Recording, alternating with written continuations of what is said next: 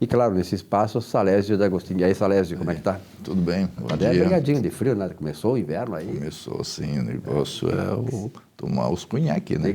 Os conhaquezinhos. Conhaque de Alcatrão de São João da Barra. É verdade. É. Olha aqui, ó.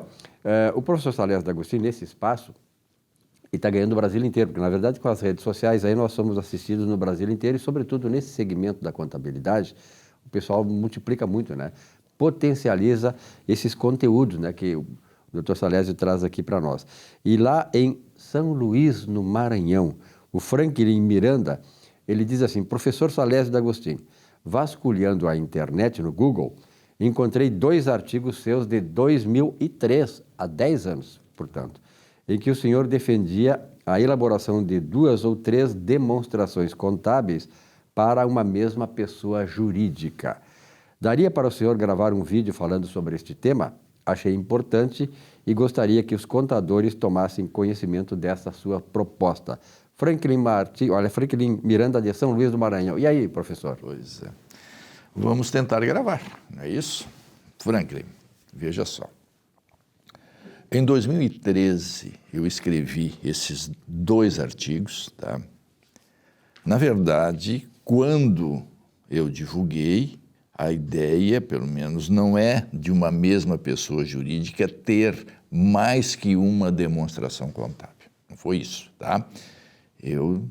A ideia é de termos uma única demonstração contábil, porém com informações compartilhadas, informações diferentes, ok? Por que isso? Porque você sabe que o contador, ele tem como campo de estudo o patrimônio. Você sabe que o patrimônio está representado pelas demonstrações contábeis. É isso? Ora, se as demonstrações contábeis não forem verdadeiras, o contador tem dificuldade de analisar e sugerir modificações para que a pessoa jurídica prospere. Não é isso? Ora, em 2007, você sabe que lá pela Lei 11.638, esta lei deu competência para a Comissão de Valores Mobiliários adotar normas para as companhias abertas, aquelas mesmas adotadas por outras companhias de outros países, ok? Para que haja uma uniformização. Então, se companhias abertas de outros países adotam alguns procedimentos contábeis diferentes do nosso, então esta lei deu competência para o CFC adotar essas mesmas normas para que houvesse o mesmo procedimento. O Conselho Federal de Contabilidade achou isso uma graça, achou isso bonito. E o que foi que ele fez? Estendeu para todas as pessoas jurídicas essas mesmas normas. Muito bem. Só que, e aí em 2009,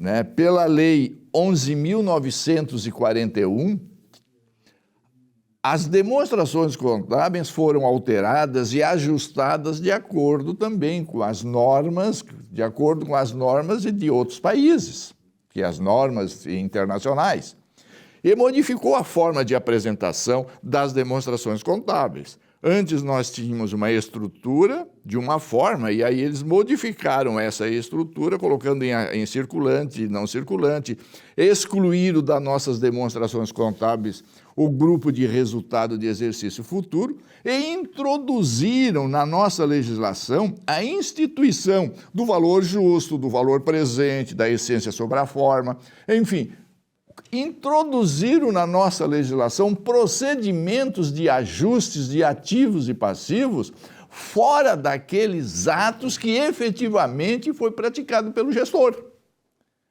Com isso, meu amigo, o que foi que aconteceu? As demonstrações contábeis passaram a perder a sua essência. As demonstrações contábeis passaram a ser, enfim, um documento fictício, um documento de ficção, um documento de projeção.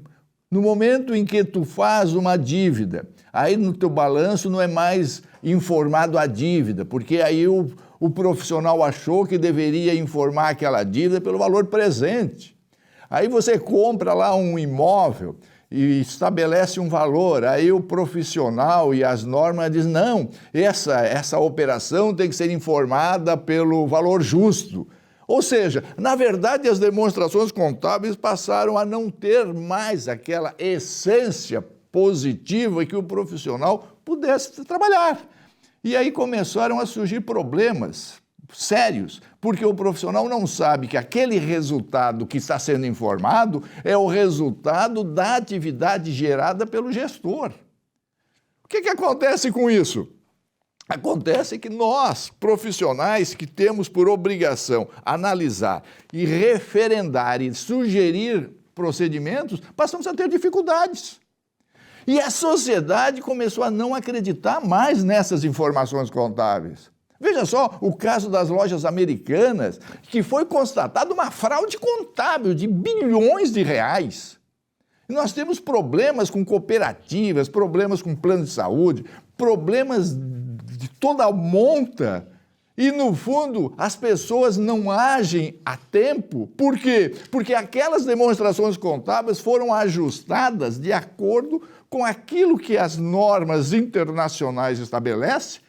E, digo de passagem, as normas internacionais estabelecem para favorecer investidor. Ela não estabelece para proteger o agente que gera emprego e renda. E nós precisamos desse agente que gera emprego e renda. É esse que nos interessa. O investidor é um segmento.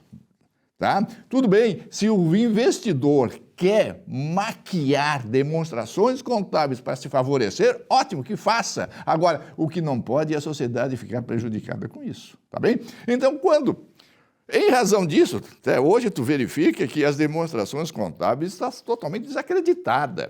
Os próprios órgãos do governo quer estabelecer preços do seu serviço, quer reajustar, enfim, os serviços que eles colocam à disposição, eles não usam as demonstrações contábeis. Eles preferem usar umas planilhas de preço que são levantadas externamente para estabelecer índice de correção.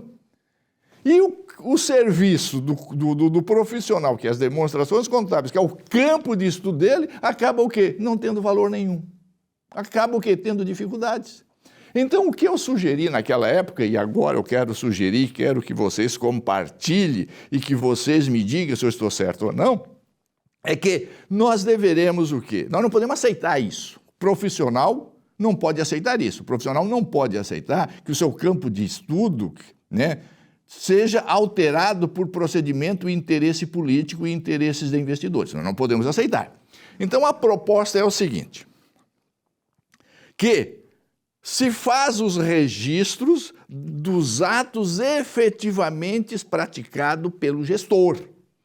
Se comprou mercadoria de 1 milhão, vai ser processado 1 milhão. Se fez um empréstimo lá de 2 milhões, vai ser processado 2 milhões. Ou seja, enfim, as operações geradas pelo agente econômico têm que ser processadas e informadas num primeiro momento. Então, extrai-se as demonstrações contábeis. Então, no primeiro momento, nós temos o resultado efetivo de acordo com a ação do gestor.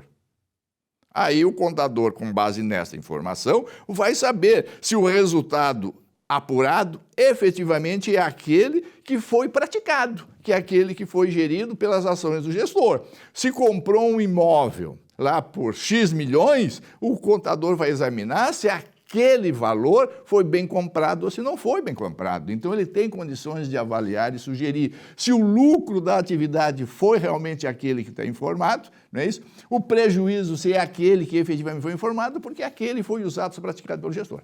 Então, no primeiro momento, esta coluna informa o que efetivamente aconteceu. Aí abre-se uma outra coluna, que é os ajustes efetuados de acordo com essas normas. Aí tu estabelece lá, faz o ajuste pelo valor presente, faz ajuste pelo valor justo, a essência sobre a forma. Lá, não, o cara alugou, mas ele, na verdade, é dele. Mas, então, aí faz o que se quer de acordo com as normas que permite isso. E aí puxa-se o novo saldo.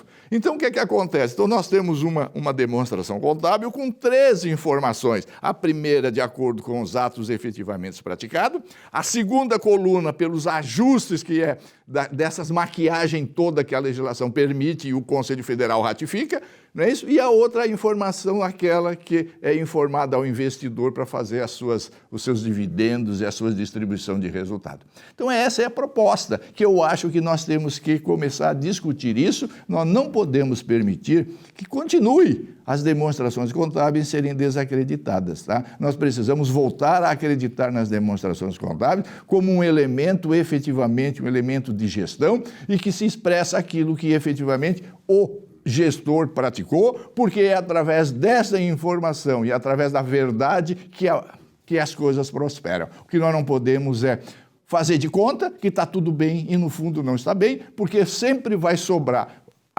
O reflexo vai vir para a sociedade. Se uma cooperativa não está bem, quem vai sofrer são seus cooperativados. Se uma pessoa jurídica não está bem, quem vai sofrer são os funcionários, é a sociedade. Enfim, isso nós temos que proteger. E para que nós possamos fazer essa proteção, eu preciso saber efetivamente quais foram os atos que o gestor praticou para que eu possa fazer as análises e recomendar aquilo que deve ser corrigido ou não. Não é isso?